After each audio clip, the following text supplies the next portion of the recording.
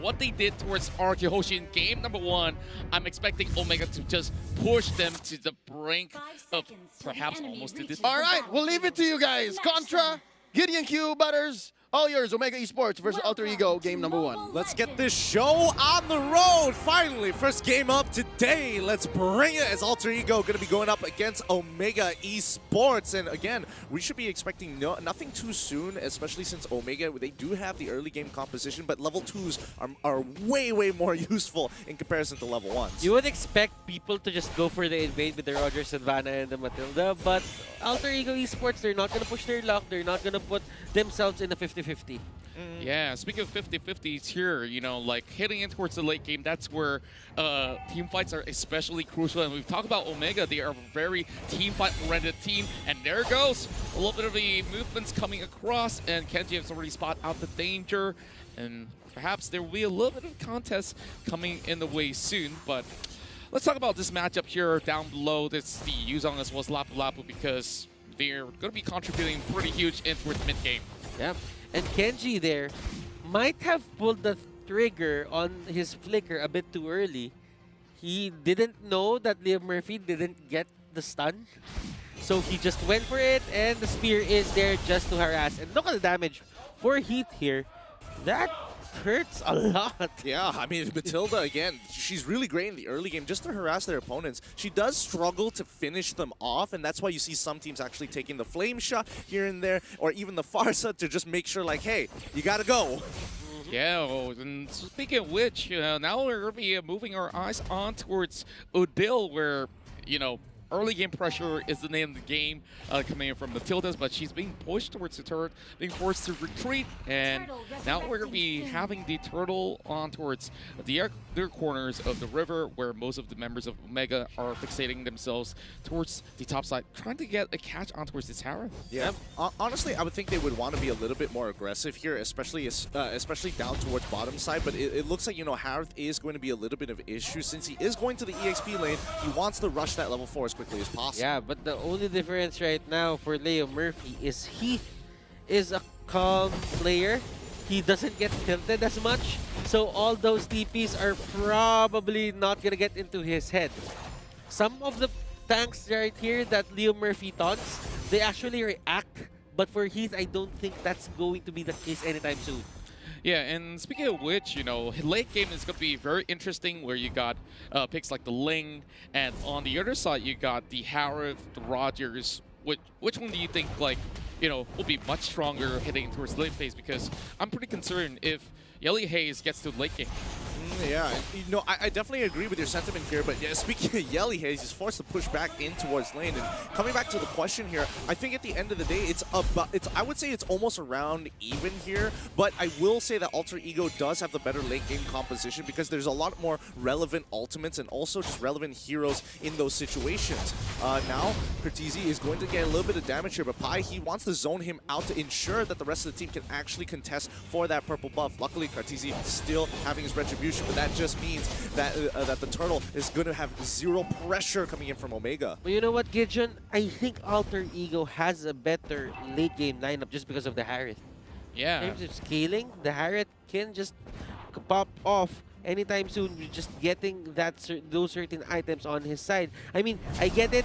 Kenji has late game potential as well, but there's a fight happening right here. Yep, and they're going in pretty hard, but they're backing away as soon as possible. Purple buff again contested, but that's going to be a big ultimate coming in from Cortese. They can't really do too much to contest, and Heath, he could try to make the play, but again, all 5 members are here. Sorry, all 4 members are here for the side of Alter Ego, and the 5th one just joining from lane. Hajizi is going to get chunked so low, but look at the top side, Kenji, a free push. Well, I really felt like Alter Ego here is putting way too much of that micro-aggression, and they are reaping a lot of rewards out of it. Like, as you can see, although the goal lead is going to be relatively small at the moment, they've already got the turtle, they've already taken all these buffs. We're checking out some of these items. Anything interesting to note coming in from early phase? Not so much. Pai is almost close to his Bloodlust Axe. And as you can see, Heath here catching out Leo Murphy. And Yam trying to go for the help. And Heath might have bitten more than he can chew there. Okay, in terms of items, they're just getting their core items first. But AE here, they really just want to start the fight. Calamity Reaper on that Harith. Haji only has the Raptor Machete. And for Kenji, he has the glowing wand, if I'm not mistaken. I just can't see it from here. Yeah, he's almost getting it. Oh, wait, no. Kartisi Leo looking to try to jump on top of Leo Murphy, but he's able to get pulled back with the help of Udil. They're going to disengage from the fight, but he's going to get chucked down. Absolutely destroyed and disrespecting his space, especially without Flicker. But it's not over yet. Kenji is going to be dropping down that meteor shower, and even though he used the Way of the Dragon, he might have been off a little more than he could chew. Yam is going to be able to enable himself to pick him off, and Kenji the next to fall, but it is going to say hello, hello. Jelly Boy here, say hello to this. Can he get one more? The killing spree is going to be enough. No, it is not. Orange buff a little too good. Yelly Hayes goes down, and it's going to be a 3-for-1 trade in favor of Alter Ego. And I guess this just explains what the Yi Sun Shin ban is for. If there was a Yi Sun Shin in this game, this wouldn't have been possible for Alter Ego to just dive in, catch them off guard. Omega Esports here, they need to find a way to get Hayes to drop those traps. I absolutely agree with that, and you just look how well coordinated of an attack Alter Ego Esports responded with. Although they were in really awkward positions with Boy coming in and out of that sort of fight, but he has been able to get those kills in, and he's 2 kills up alongside with Yam. This is where things start to get a lot more dangerous for Omega, and they have to pull those moves because we talk about the early game. This is where they are supposed to shine. I don't know if y'all are realizing, but Yam's actually kind of getting a little big here. He's got 4K worth of gold, a Calamity Reaper, and a Holy Crystal 6 minutes into the game, but the fight is already going to continue. Cosmic Black's not going to land, but Yam, he's just going to say, hello, you started the fight at the worst time possible, and Kartisi looking to turn this around with the help of the Meteor Shower. He comes on through. Dragon Tail will actually connect him, but his passive is going to keep it alive, but he knows better. He can't go too far. Alter Ego is so snappy with their reactions. It's like one time you see that they're at the top lane, you engage a fight 5 seconds after they're there on the middle lane fighting with their teammate as well. So for Omega Esports, they need to find the players from Alter Ego more. They need to be aware where they are at certain points in time to create this advantage, because Omega Esports, they have a lot of pick-off potential. They have the Selena on their side, they have the Cho on their side. Talking about pick-off potential, the Way of the Dragon is already going to be coming through right after, but Yam, he needs to decide on which side of the map he needs to find out as they got split into 2. They find the first initial catch, but then there is the return coming in from Kartisi with the help of Yelly Hayes. Very interesting move from both sides. So you can see Yam was really moving in between, splitting the team apart, but they have managed to get that catch right over on towards those small little bushes, and finally, at least, Omega Esports can shut down Leo Murphy in the process, but it still takes a little bit more for them to get to where they need to be, as we can definitely see a little bit of a deficit in terms of goal at the moment. But hey, one good team fight could possibly change everything for Omega.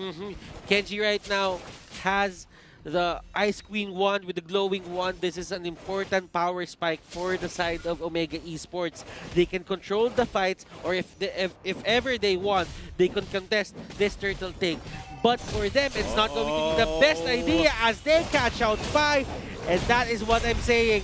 Find the right target and punish him. Because Alter Ego Esports, if they cannot rotate to that certain area, you are going to have a better time! Oh, yeah, he actually hit by any of the skill shots, and Kartisi is able to get a little bit more, but the return kill is Jelly Boy is able to dodge the perfect abilities at the right time. Butters, you're totally right there about the target priority, but I think that's not all. Hajizi is going to try and force the fight onto Jelly Boy, who has to run away. Leo Murphy, he's got nothing else. He drops down the spiral. Jelly Boy needs to take out Yelly Hayes, but the Way of the Dragon came off a cooldown at the right time, and Yam, he can't go down. He wants to look for a return kill, and the Chrono Dash, it doesn't get him just yet. Finally, Omega find the trade they were looking for, 2-for-1. I just want to say that Alter Ego Esports is giving Yam more freedom to choose the heroes that he wants. He's been forced to use the Yu Zhong. He's been forced to use these side laners that can just tank and deal significant damage. But right now, a Harith with a Calamity Reaper, a Holy Crystal, he's proving the naysayers wrong. That's right, and with that, we definitely check out some of all these sort of builds. Athena Shield's being bought over from South Heath. He's going to get more and more tankier as, of course, Leo Murphy will be helping him in the process for the side of Alter Ego, of course. But just looking at how they control the entirety of all these mid-game fights, it's been looking relatively well for Omega Esports, but they really have to give high priority on all these big objectives. And the next one's coming right in with the Lord heading up towards the top side. I totally agree. And I think, you know, Omega at this point in time at the 26k mark, where a lot of their mid-game heroes have gotten the utility items, especially like the Ice Queen Wand, it helps them look for that return kill. Way the Dragon onto the Sylvana for now, but Leo Murphy can easily jump out with the Imperial Justice. But now they are running backwards, and Kenji, he's just cutting them down with the Meteor Shower. I can't see whether he's going to kill Pi or not. Yes, he is so low on health. He's so trapped. He is done for, but down by the bottom side. Pi is going to trade for Heath, and it's not looking too good until Cartesi comes in. He's coming in with a Black Dragon form as he wants to jump out towards Chelly Boy. And he gets him, but it's not enough. No CC to lock him down, and he doesn't want to jump forward any further. Yeah, and looking at it, Alter Ego Esports, yes, they have the lead, but there's one thing that they cannot get. They cannot get the turrets here onto the side of Omega Esports. Yes, you had a 4-kill lead into the early game, but if you cannot convert it into objectives just because Kenji is just clearing out the waves, then that is going to be a big problem of your side. And speaking of which, we're going to be having a big fight here. Kenji gets picked up, and he goes unstoppable, and nobody has been able to stop this Harif in the process.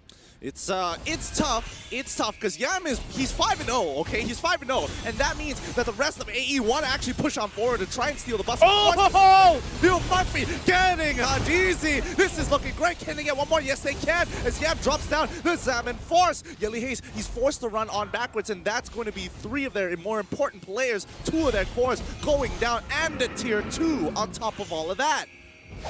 Oh my goodness. Alter Ego Esports, I was just saying that Kenji is going to be very important for their defense. And right now, as you can see, the Meteor Shower is there. It will hit a lot of members here for the side of Alter Ego, but it won't take them down. Yeah, not just yet, not just yet. It's a slow roll, you know? You gotta wait for the conditions to be right. Yeah, I felt like Omega Esports is taking too many of these fights where not exactly every single one of the fights are actually necessary. They were pushing in towards mid without much of the area control, and easily Alter Ego just snapped right back at them. And you just see Yam has free reign. He just dives straight on top and goes unpunished. And here comes the Lord attempt coming from Alter Ego. This is going to be one of the bigger fights here as He flickers forward to try and stop them as much damage as possible as he blocks half of the Meteor Shower from Kenji. Oh my goodness, Alter Ego were willing to throw their bodies in front of the damage to secure this Lord. But this is okay for Omega Esports. They still can go for the steal.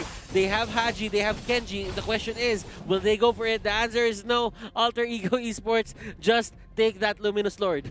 Yeah, I'm pretty sure they're way too out of reach, understanding the fact that, hey, it's 3 members versus 5, and this time it's already 30 minutes into the game, which is relatively concerning with the Luminous Lord coming at them eventually. So if they were to lose even more members, I'm not even sure, like, with Yellow Haze as well as Cartesi comes back up, can they manage a good defense? I think, sorry about this, but yeah, I do think with Kenji it is possible, but they just have to sacrifice their own life totals to protect the wave, because right now, Omega, they want to cut the waves using their mobility with Hajizi. Yeah, and Omega Esports, they aren't given the chance to go for their initiates, because if Selena hits someone with arrow or Heath gets a good way of the dragon, that's going to be great for them. But if they are forced to engage, they're just forced to react, and that's not going to be good on their side. Alter Ego wants to force the situation here. Lord has already been brought down low, but Hajizi forcing to use his ultimate to get out of the way now for the full engagement here. Cartesi tries to pull something off, but Heath is able to get the way of the dragon onto Pi, but that's not going to be enough. That's not the target that you want, as they were able to turn this around, barely using most of their ultimates at that point in time. Meteor Shower as well onto Jelly Boy. This could be a huge pick. They can turn this around. Omega looking for the opportunity, but unfortunately, all they get is a good defense. Jelly Boy survives and ends the game. GG, well played. Just look at Alter Ego, how they